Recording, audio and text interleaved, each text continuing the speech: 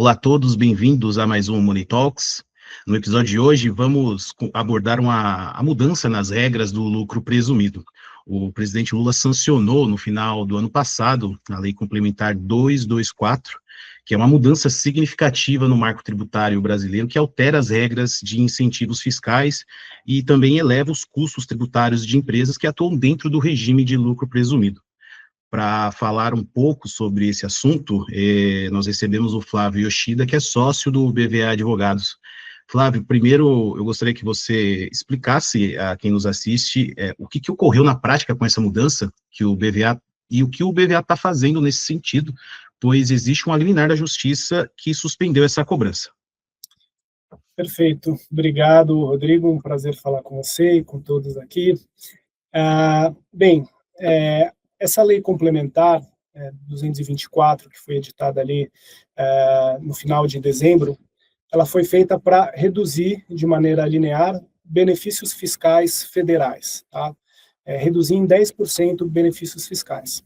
A questão é que, dentre os benefícios fiscais, foi incluído o regime de tributação do lucro presumido, mas que, na verdade, não tem essa natureza de benefício fiscal. O lucro presumido ele é um regime alternativo de apuração do imposto de renda da pessoa jurídica e da contribuição social, mas que não necessariamente leva a uma carga tributária menor, né? Então, esse foi o problema, né? As empresas foram surpreendidas, né, com esse aumento e vão sentir já desde o início desse ano os impactos nos seus resultados.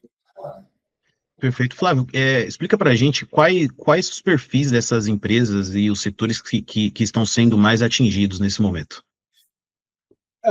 O regime do lucro presumido ele é facultativo para empresas com faturamento de até 78 milhões de reais por ano. A lei fez o aumento especificamente para a parcela do faturamento superior a 5 milhões. Então, empresas de médio porte que adotem o lucro presumido estejam entre 5 e 78 milhões por ano vão ser atingidas independentemente do setor. Empresas de serviço, comércio, indústria, enfim, todos os setores da economia. Perfeito. E começou a valer agora essa mudança, né? Na visão do BVA, qual que é o principal argumento jurídico que vocês estão sustentando para que essa majoração seja ilegal ou inconstitucional? Perfeito. Existem diversos argumentos. A gente entende que a majoração é tanto ilegal quanto inconstitucional.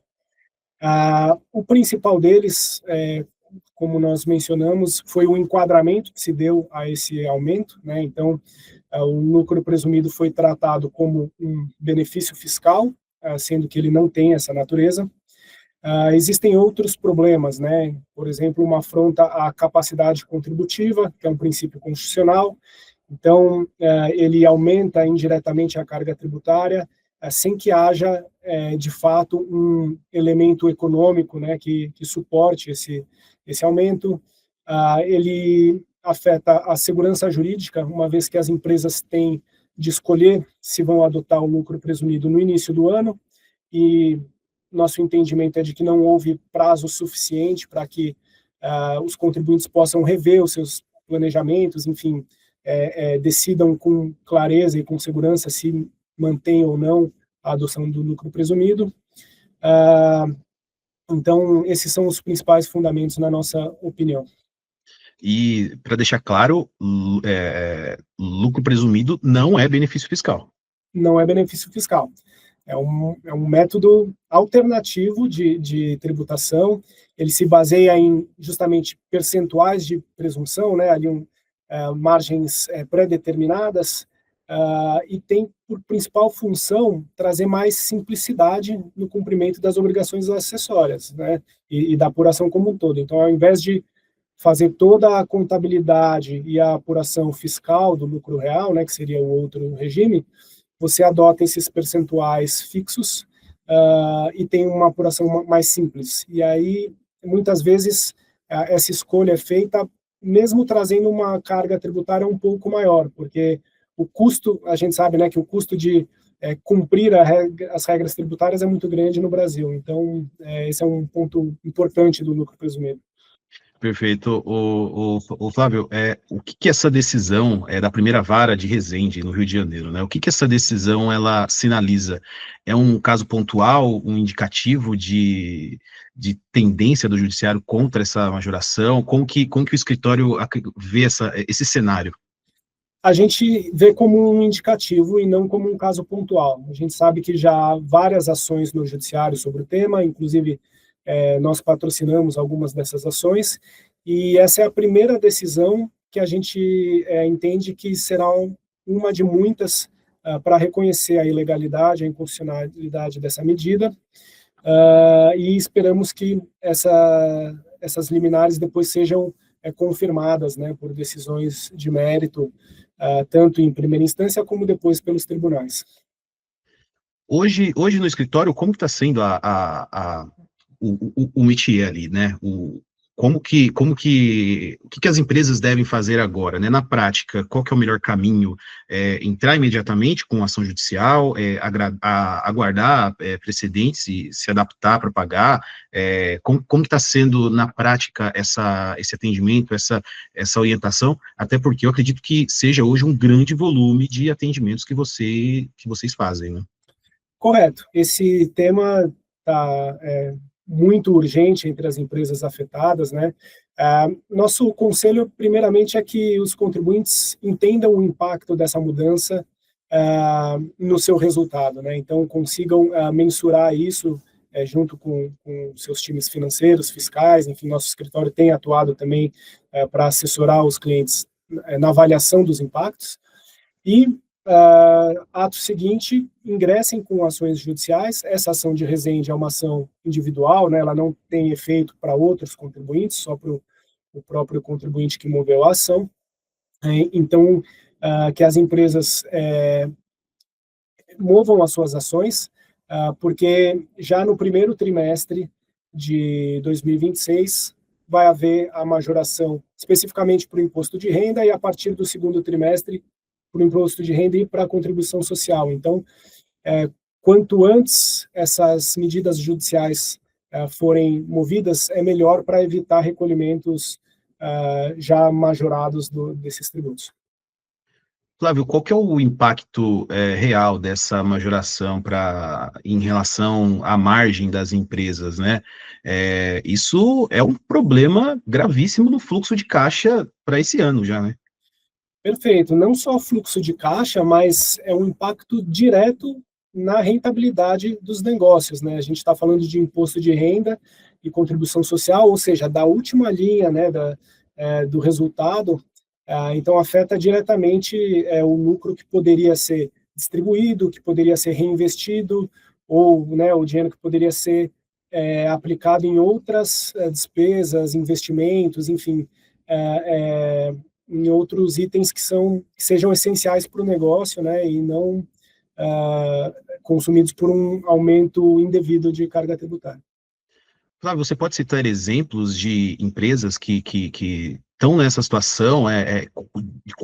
Quais são as áreas que essas empresas atuam, né? Antes da gente iniciar essa conversa, eu cheguei a comentar contigo, né, que poderiam ser muitas empresas do varejo, mas parece que não é esse o caminho especificamente.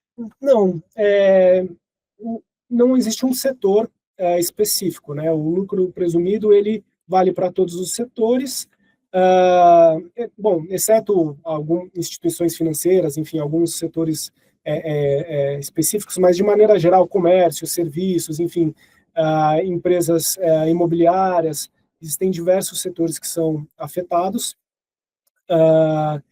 e o principal fator é realmente o faturamento anual, se permite ou não a opção pelo lucro presumido. Dito isso, empresas prestadoras de serviço são mais impactadas porque os percentuais de presunção são maiores, né? Então, há um percentual de 32%, né, aplicado sobre as receitas dessas empresas prestadoras de serviço, então 10% representa um aumento em 3,2% da base de cálculo do IR da CS. Empresas de comércio, por exemplo, têm percentuais menores, de 8% para imposto de renda e 12% para contribuição social. mas são igualmente afetadas. Particularmente, você acha que um peso gravíssimo para o ambiente econômico, para o empresariado brasileiro? Como que você avalia essa questão? Até porque você é diretor da área tributária do BVA. Correto. Sim, é grave porque, como nós falamos, né, um impacto direto no resultado, na última linha do resultado, né, um aumento de imposto de renda e contribuição social. Se nós pensarmos em empresas de serviço que têm uma margem de 32% de presunção, uma alíquota de 34% nominal, então a gente está dizendo mais ou menos um impacto de equivalente a 1% do faturamento direto na linha de resultado. É bastante expressivo, principalmente num ambiente cada vez mais competitivo, enfim, com outros desafios que a economia apresenta. Flávio, e agora o que vem pela frente, que é uma dúvida que muitos têm em relação a esse tema, o que você espera? É possível a gente esperar mais liminares, uma uniformização nos tribunais, e até tem gente que fala que uma reação do governo com essa nova mudança, talvez mais mudanças, o governo tirar o pé do acelerador em relação a isso. Como que vocês enxergam isso dentro do escritório? Bom, está muito clara para nós a tendência de mais e mais contribuintes se insurgirem contra a medida via Poder Judiciário, e a nossa expectativa realmente é de que haja cada vez mais liminares concedidas e que depois essas decisões sejam confirmadas pelos tribunais e futuramente pelo STF, pelo STJ, como a maioria dos temas tributários, né, que no longo prazo são uniformizados pelos tribunais superiores. Flávio, tem algum outro tema, alguma outra questão envolvendo esse tema que a gente não tratou especificamente, que você acha importante a gente destacar? Eu acho que a gente cobriu bem, né, entendeu o que é a questão, como ela impacta os contribuintes, quais são os contribuintes que podem ser impactados, e os caminhos, né? Então, realmente, cada contribuinte entendeu o impacto desse aumento real de carga tributária no seu negócio e, a partir daí, possa buscar as medidas cabíveis para afastar, porque realmente esse é um ponto em que há bons fundamentos jurídicos, enfim, não é uma mera reclamação de aumento de carga tributária, né? Aqui realmente a gente entende que o fundamento jurídico é muito sólido. Perfeito. Flávio, muito obrigado pela conversa, por esclarecer essas dúvidas nossas, e vamos continuar acompanhando, né, até porque a gente pode a qualquer momento ter mais liminares ou algumas decisões da parte da equipe econômica do governo em relação a esse tema, que também pode virar do avesso novamente esse jogo todo, correto? Perfeito, obrigado e ficamos à disposição para falar novamente. Flávio, um abraço, obrigado, até a próxima. Um abraço.